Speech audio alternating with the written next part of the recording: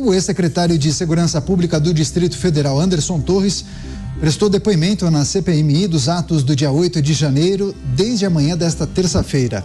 Por decisão do ministro Alexandre de Moraes, do Supremo Tribunal Federal, ele não poderá manter contato pessoal e individual com 2 integrantes do colegiado investigados pelos atos.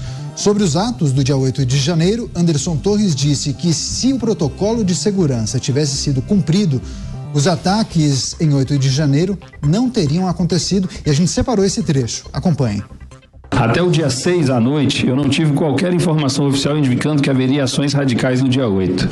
Mesmo assim, o pai seria colocado em ação nos seus mínimos detalhes. Esta era a determinação. Cabe ressaltar aqui, se o protocolo fosse seguido à risca, seríamos poupados dos lamentáveis atos do dia 8 de janeiro.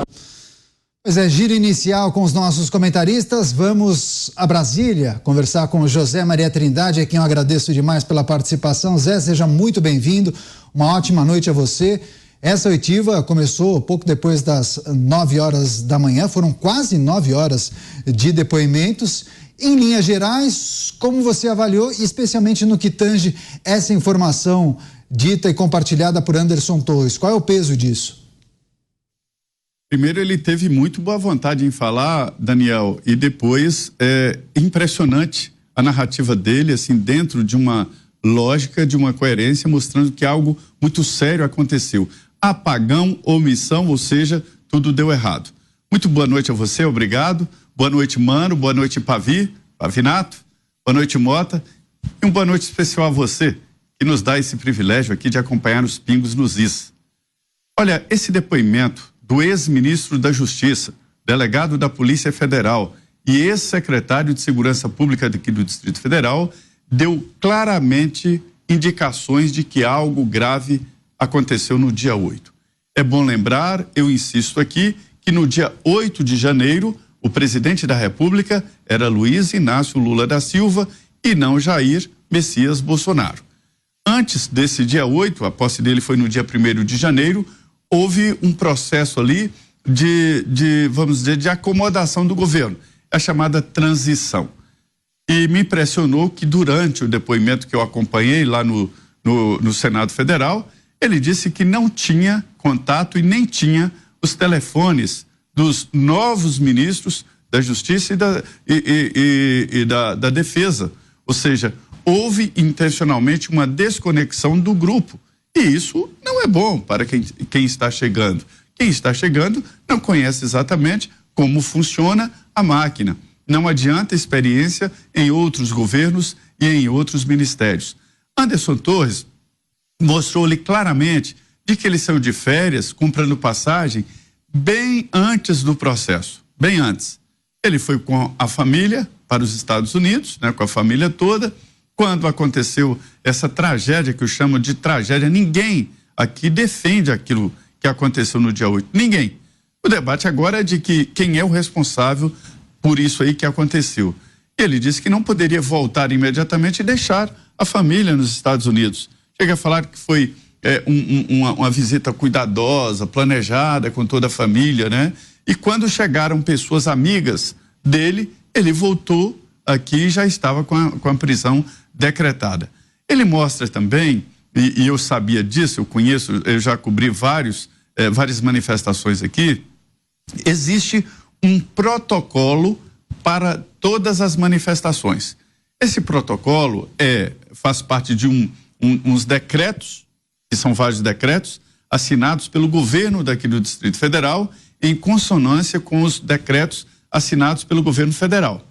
E os dois, cada um, se juntam nas suas funções, com a participação também da Câmara, com os policiais legislativos e com a participação dos policiais do Supremo Tribunal Federal, os policiais judiciários e principalmente o BGP, o Batalhão da Guarda Presidencial.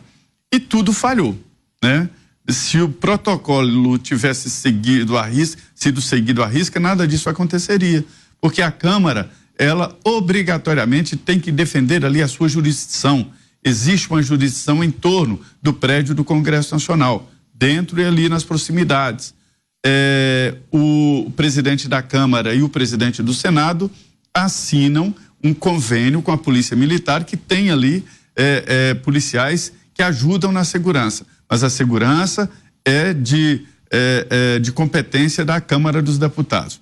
E ele, que foi ministro da Justiça, estranha, como eu já falei aqui, eu estranhei também, a facilidade com que esses manifestantes, com que esses baderneiros lideraram aquele grupo para chegar dentro do Congresso Nacional, no Supremo e no Palácio. Me assusta muito, e ele falou isso no depoimento, que ele era ministro da Justiça, que é o ministro mais importante da esplanada, não em verbas, mas em importância, em história, é o que senta ao lado do presidente. Primeiro ministério criado no Brasil, lá ainda no Brasil Império, como Gabinete dos Negócios. Ele, para entrar no Palácio do Planalto, tinha toda uma burocracia, não era tão simples assim. Anderson, ministro da Justiça, chegava e ia entrando no Palácio, não, autorizações, aguarda, aí autorização para entrar e assim por diante.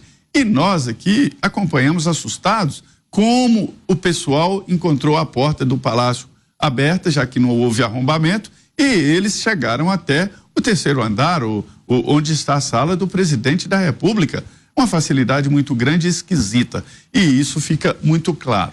Logo depois eu conversei com senadores que falam exatamente sobre a estratégia dos governistas em esvaziar a CPI. Eles sumiram, não querem a prorrogação da Comissão Parlamentar de Inquérito, não querem perguntar o Anderson, não havia essa expectativa, vamos chamar o Anderson e tal. Então, tinha que estar todo mundo lá, os governistas, para questionar o Anderson Torres, que apesar de receber a autorização do Supremo para ficar calado, está falando e dando todos os detalhes. Esse depoimento é muito importante, que mostra o tamanho da omissão que aconteceu naquele dia 8 de janeiro.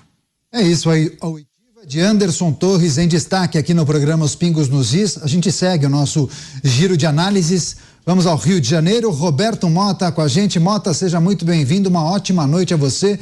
Também para começar o nosso giro de análises aí no Rio de Janeiro contigo, queria pedir sua avaliação acerca da performance de Anderson Torres, se saiu bem, respondeu com segurança aos parlamentares, deputados e senadores, mas e essa informação dita e compartilhada por ele, dizendo que o Brasil seria poupado se os protocolos de segurança tivessem sido respeitados. Boa noite, Caniato, boa noite, meus colegas, boa noite, nossa audiência. Anderson Torres foi muito claro, muito detalhado e muito seguro nas suas colocações. Eu ressaltaria especialmente a parte em que ele foi questionado pelo deputado Alexandre Ramagem, que além de deputado federal, é policial federal, é delegado de Polícia Federal e tem bastante experiência. A gente costuma aqui no programa criticar parlamentares porque não se preparam para as suas funções, especialmente nas CPIs, e eu acho que o deputado Alexandre Ramagem deu uma aula de como se preparar e de como conduzir um questionamento numa CPI. O Alexandre Ramagem começou lembrando que Anderson Torres ficou muito tempo preso sem que houvesse ao menos uma denúncia contra ele. Ramagem citou 2 decretos do Distrito Federal que definem claramente a responsabilidade da Secretaria de Segurança do Distrito Federal. E essa responsabilidade é de integração, planejamento e coordenação. A Secretaria de Segurança do Distrito Federal não tem efetivo próprio e nem tem possibilidade de interferir na autonomia das forças policiais que lhes são subordinadas. Ela atua simplesmente na coordenação e na integração. E aí ficou claro, né, que o Anderson Torres, na sua função de secretário de Segurança, tinha preparado o que se chamava de um plano de ação integrada, que tinha sido discutido e comunicado a todos os outros órgãos participantes do processo de segurança. E a última vez que isso foi feito foi numa reunião no dia 6 de janeiro, quando o plano foi mais uma vez discutido com todas as outras forças que participavam do esquema de segurança. O deputado Ramagem lembrou que o Palácio do Planalto é considerado um dos prédios mais bem protegidos de Brasília, o que torna ainda mais estranha a facilidade com que os manifestantes conseguiram invadir e depredar o prédio. Ramagem também lembrou que o batalhão de guarda presidencial e mais um outro regimento de cavalaria tem juntos um efetivo de 800 homens, mas que no dia 8 de janeiro tinha sido empregado apenas um batalhão com 30 militares. Ramagem também lembrou da existência da Força Nacional de Segurança Pública, que é composta por policiais militares vindos dos estados. A Força Nacional é vinculada ao Ministério da Justiça e tem como uma de suas responsabilidades a proteção ao patrimônio federal. E o Ramagem confirmou que a Força Nacional, o Ministério da Justiça confirmou que a Força Nacional tinha mobilizado 296 policiais para o 8 de janeiro. O deputado Ramagem questionou onde estavam esses policiais. E, por último, o deputado Ramagem mencionou um ofício do diretor-geral da Polícia Federal, datado de 8 de janeiro, em que o diretor-geral da Polícia Federal confirma que tinha sido realizada uma reunião no dia 7 de janeiro, na sede da Secretaria de Segurança Pública, e dessa reunião participaram o representante da Direção-Geral da PF, da Diretoria de Inteligência da PF, do Comando de Operações Táticas da PF e representante da Polícia Militar, definindo as diretrizes e transmitindo conhecimento sobre o plano de ação integrado. E aí, na sua conclusão, o Ramagem perguntou ao Anderson Torres: houve omissão da Secretaria de Segurança? E o Anderson Torres respondeu: não houve omissão. Me parece que a resposta do Anderson Torres estava completamente fundamentada em todas as informações que o Anderson Torres passou ao longo da sessão. É isso, a gente está trazendo os principais pontos e temas dessa oitiva, a gente está girando com os nossos comentaristas. Daqui a pouco a gente vai trazer, inclusive, outros trechos desse depoimento que durou quase 9 horas. Começou um pouco depois das 9 da manhã e foi finalizada a sessão pouco antes das 6 da tarde. Mano Ferreira com a gente aqui no estúdio em São Paulo. Mano, seja bem-vindo, uma ótima noite a você também. Nesse giro inicial, queria pedir sua análise e avaliação acerca dessa oitiva, o desempenho de Anderson Torres e especialmente esse tema de abertura, ele revelando que se os protocolos de segurança tivessem sido respeitados pelas autoridades, especialmente que faziam a segurança dos prédios públicos, as invasões não teriam acontecido, Mano. Boa noite, Caniato, boa noite, colegas de bancada, boa noite, audiência da Jovem Pan. Desde o início da CPI do 8 de janeiro, eu tenho dito que é uma oportunidade muito importante do país passar a limpo os acontecimentos desse dia que certamente já está na história do Brasil como um dos dias tristes da nossa história. Um dia que a sede dos 3 poderes foi invadida por vândalos. E sempre disse que precisamos, na apuração dos acontecimentos desse dia, seguir 2 linhas investigativas. Uma a respeito daqueles que invadiram os prédios. Como chegamos a esse ponto de desacreditação, de descrédito das instituições políticas a ponto de pessoas ensandecidas invadirem a sede dos poderes? Não foi geração espontânea, foi algo que acabou sendo resultado de um processo político que precisa ser compreendido.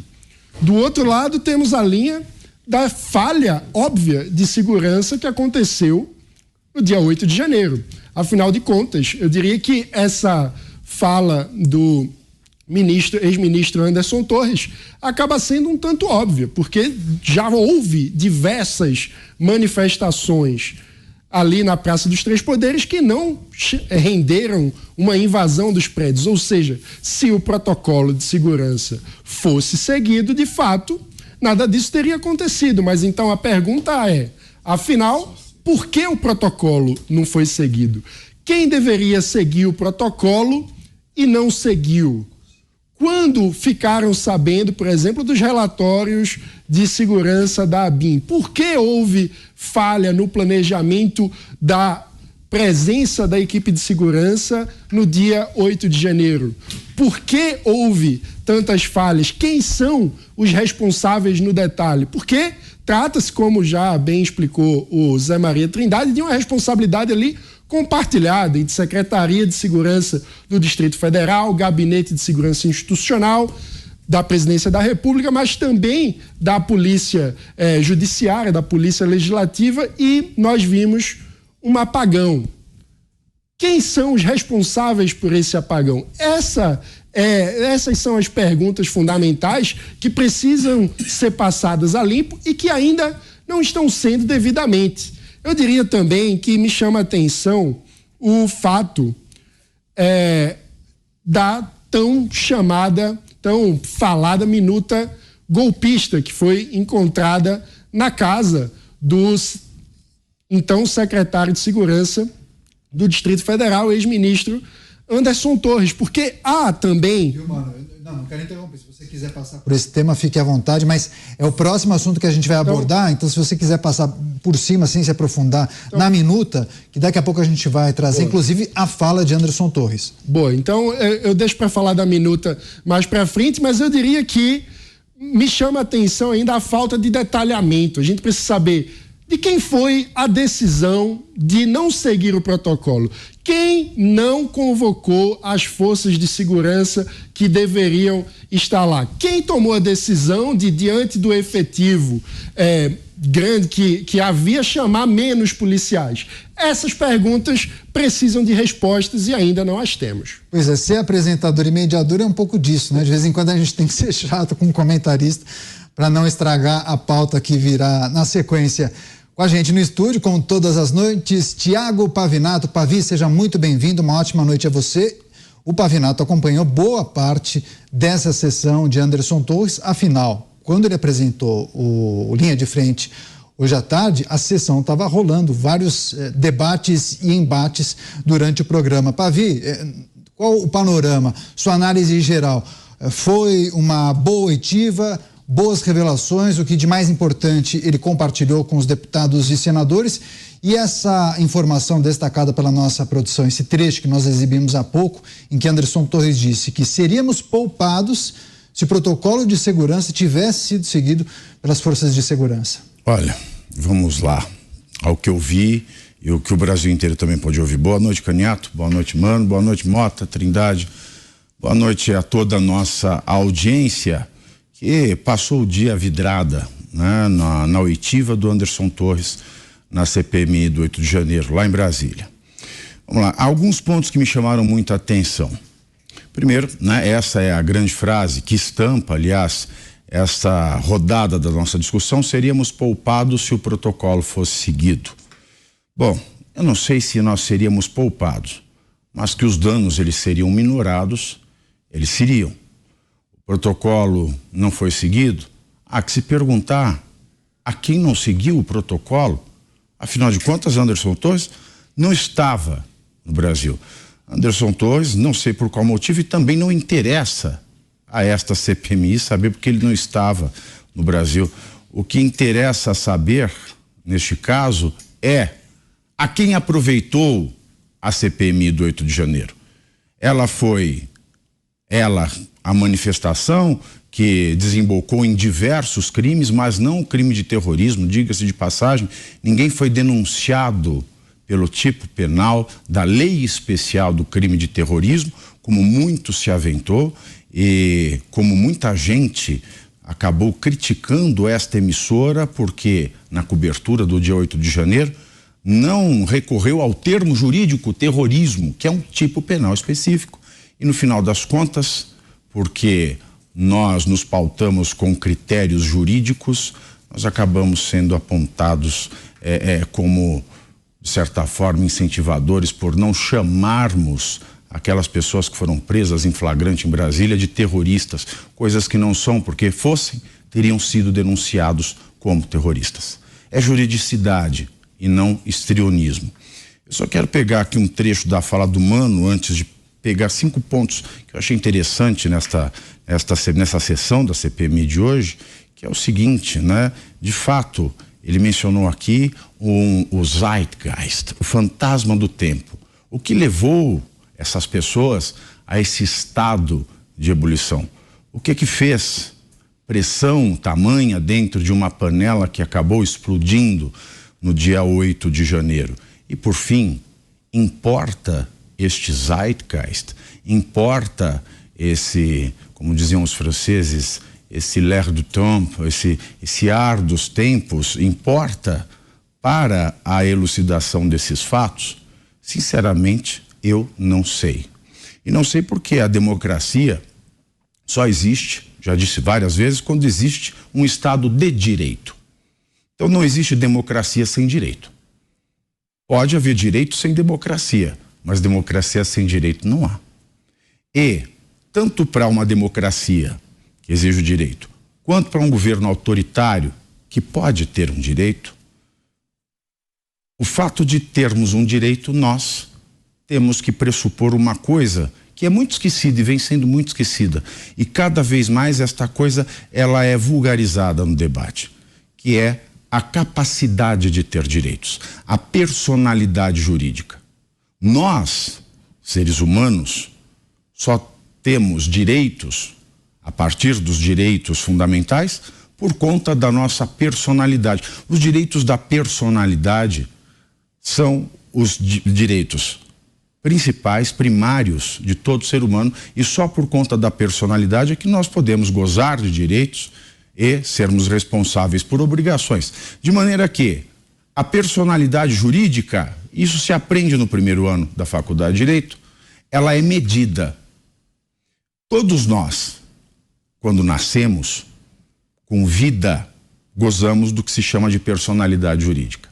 Então, a partir da personalidade, nós podemos ter direitos e também obrigações.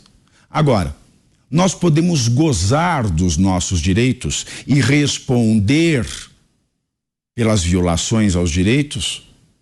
De que maneira? Quando se é criança, não se responde. Por isso que se diz que o recém-nascido, até aquele que tem 15 anos de idade, é um sujeito absolutamente incapaz. Ele não pode assinar contrato, ele não pode dirigir um carro, ele não pode ter um emprego, ele não pode assumir dívidas, ele não pode fazer as negociações que uma pessoa adulta pode. Tanto é que se ele comete um crime, mesmo tendo havido uma vítima, mesmo tendo ocorrido a descrição de um tipo penal, de um crime, esta pessoa ela não responde, ela responde por outras medidas e isso acaba sendo chamado de infração ou nomes correlativos, mas apesar do fato dele ter direitos, ele não pode dispor desses direitos porque se considera, é um aspecto neuronal. O cérebro da gente, ele desenvolve de quando a gente nasce até os 23, 24 anos. Então é por isso que a partir dos 16 anos, cada vez mais as pessoas adquirem o gozo completo desses direitos. Isso se diz, é a capacidade jurídica. E capacidade de exercer direitos e responder pelas violações aos direitos, você tem a partir de certo momento da vida. E a partir dos 18 anos, pela lei, todos nós temos capacidade absoluta. E falar em capacidade de gozar dos direitos e responder, ser responsabilizado pelas violações ao direito, requer o que se chama de autonomia da vontade. Cada um de nós, cada um dos 215 milhões de brasileiros, ou melhor, cada um dos milhões e milhões de brasileiros, a partir dos 18 anos, goza de uma presunção legal que se chama autonomia da vontade. Então não importa se o ar dos tempos, se existe uma pressão colocada na sociedade, não importa se um líder fala alguma coisa, não importa se a conjuntura faz com que a pessoa mude o seu juízo e cometa crime, não importa. No modelo do Estado democrático de direito e no modelo do direito penal moderno, todos aqueles, a partir dos 18 anos, são plenamente capazes, porque têm autonomia da vontade. E se a autonomia da vontade é um pressuposto para que haja direito, se a autonomia da vontade, portanto, é um pressuposto para que exista a democracia, nós não podemos levar a culpa pela ação individual para outra pessoa, para esse ar dos tempos. Logo, é indiferente no meu ponto de vista. O que nós precisamos saber nessa CPMI é quem cometeu crimes, quem pôs a mão na massa. Quem é que quebrou alguma coisa? Quem é que invadiu? Quem é que depredou? Quem é que incitou o crime? Porque incitar o crime é um crime por si só. Quem é que pagou, eventualmente, se é que isso existiu, para que alguém cometesse crimes? Porque, senhores, ir para Brasília num dia em que o presidente não está, que os deputados não estão, que os senadores não estão, que os ministros não estão, que o PGR não está, é a coisa mais imbecil e estúpida que se pode pensar. Como é que eu dou um golpe na ausência das pessoas que representam a insatisfação popular? Portanto, se eu quero manter o status de democracia do Brasil, mais me importa saber quem cometeu crimes, por que cometeu crimes e quem é que financiou o cometimento de crimes, do que ficar questionando o ar dos tempos, e a dúvida. Ou nós devemos assumir que nós somos um país de incapazes, um país de pessoas débeis, que não gozam de autonomia da vontade e que, porque não gozam de autonomia da vontade, sequer deveriam estar presas, porque não podem responder pelos atos aqueles que não têm autonomia da vontade. Serão inimputáveis conforme o próprio direito penal. E nesta sessão eu vi coisas bastante esdrúxulas, como a fala do veneziano Vital do Rego, que não falou de 8 de janeiro, ele falou de junho, de julho, ele falou de dezembro, ele falou do dia da diplomação de Lula, 12 de dezembro, ele falou do dia do atentado à bomba em Brasília, no dia 24 de dezembro, e quis imputar ao Anderson Torres, que era então ministro da Justiça, as responsabilidades do secretário de Segurança Pública do Distrito Federal. E falou, tanto que o deputado André Fernandes, que teve uma fala realmente de tirar o fôlego, de bater palma, com a sua lucidez, ele disse ao veneziano, pois bem, se o senhor que não tratou do 8 de janeiro quis colocar a culpa de secretário de Segurança Pública do Distrito Federal de 12 e 24 de dezembro naquele que era o ministro da Justiça, o senhor agora vai também colocar a culpa do 8 de janeiro no ministro da Justiça, porque está só se culpando aqui aquele que era na data o secretário de Segurança Pública do Distrito Federal. Mas isso o senhor não faz, disse André Fernandes ao veneziano Vital do Rego, e disse muito bem, porque é uma disfarçatez, uma hipocrisia muito grande. Outra hipocrisia muito grande foi da senhora relatora, a Elisiane Grama, que ela pegou um preciosismo de palavra, uma redação. Quando alguém presta um depoimento, não é a pessoa que presta o depoimento que redige a termo. Alguém está lá ouvindo e reduzindo tudo a termo. E ela leu 2 escritos e ela se valeu de uma palavra mal colocada para tentar induzir que ele estava mentindo e disse, testemunhas não podem mentir, mas, deputada Grama, o Anderson Torres, ele não é uma testemunha, ele é parte, ele é um indiciado, ele é réu. Ele já está arcando com todas as consequências como se ele fosse culpado. Então ele pode mentir à vontade, é o que a Constituição garante ao réu. Infelizmente não fosse assim, a gente teria que mudar tantos resultados de tantos julgamentos no Brasil. A realidade é essa. Mas está errado isso, a senhora é legisladora, faça alguma coisa, agora não faça tumulto. E além da Elisiane Grama, nós tivemos a Jandira Fegali. A Jandira Fegali, a comissão, eu não gosto de fake news, mas já irrompeu com as fake news. Disse que existe lei que obriga o presidente a receber presentes de até R$100. Eu queria saber que lei é essa. Juro por Deus do céu, eu quero saber que lei é essa. Eu não encontrei, eu vasculhei, eu não achei absolutamente nada. Que lei é essa, dona Jandira Fegali?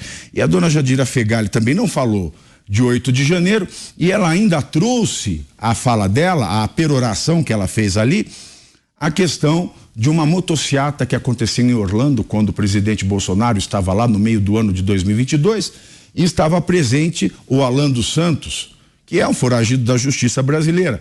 Mas ela trouxe a notícia crime como se ela tivesse emanado do STF na pessoa da ministra Carmen Lúcia, quando, na verdade, o pedido de notícia crime foi feito por um deputado do Partido dos Trabalhadores, do PT. E aí eu gostaria de perguntar, a Jandira Fegali, aliás, deputada Jandira, você se incomoda do ex-presidente ter ido a uma motociada fora do Brasil e, estando nela presente, Alan dos Santos, que pode ser um foragido da justiça, mas a senhora não se incomoda em perguntar ao presidente Lula por que ele recebe com pompa e circunstância um estuprador, torturador, assassino, ditador, violador dos direitos humanos em toda a sua extensão, que é Nicolás Maduro. Alan dos Santos pode ser culpado de alguns crimes, mas eu acho que nenhum dos crimes de Alan dos Santos é tão grave quanto os crimes de Nicolás Maduro. Mas isso a senhora prefere passar um belo de um pano. E quando o deputado André Fernandes falava, e falava muito bem, aliás, mais uma vez, parabéns, uma salva de palmas ao deputado André Fernandes, de uma lucidez danada, aquele ambiente dominado por pessoas que deveriam ser mais sábias, porque mais velhas não tiveram a mesma habilidade, a mesma consciência e a mesma incisão e objetividade do deputado André Fernandes. Enquanto André Fernandes falava, todos faziam barulho. Jandira Fegali começou a passear por detrás do Anderson Torres. As pessoas, e o Cajuru, claro, Cajuru falava no telefone, passava em frente da câmera, ficava na frente do André Fernandes. Cajuru fez de tudo para aquele momento do André Fernandes ter sido reduzido ao esquecimento. Mas, Cajuru, o senhor tomou errado, porque não conseguiu atingir aí o seu objetivo. E essa foi a cena de hoje. O Girão tinha apontado o fato de que muitos parlamentares da situação, apoiadores do presidente Lula, tinham saído. Depois que ele fez isso, alguns voltaram, tentaram tumultuar, não conseguiu. Tivemos um episódio da possível cuspida no Marco Feliciano, em outro parlamentar do PL, e o presidente Arthur Maia disse que vai olhar as câmeras. Então, numa sessão em que deveriam estar preocupados em ver as imagens do 8 de janeiro, agora estão preocupados em ver a imagem da própria sessão para ver se alguém cuspiu em alguém ou se o cuspidor tinha excesso de saliva. Logo, foi mais uma oportunidade grotesca que não fossem deputados como o Felipe Barros, o André Fernandes e o Girão e até o senador Magno Malta, que foi bastante sentimental, mas ele é um homem de fé, né? Então ele trouxe ali uma carga de sentimentalismo que foi até bonita de se ver, porque ele perguntou: querem dar o golpe para quê? Para esta senhora com a camisa de verde e amarelo assumir a presidência? Não, não é isso. Enfim, esta é a minha impressão geral do que vi hoje à tarde.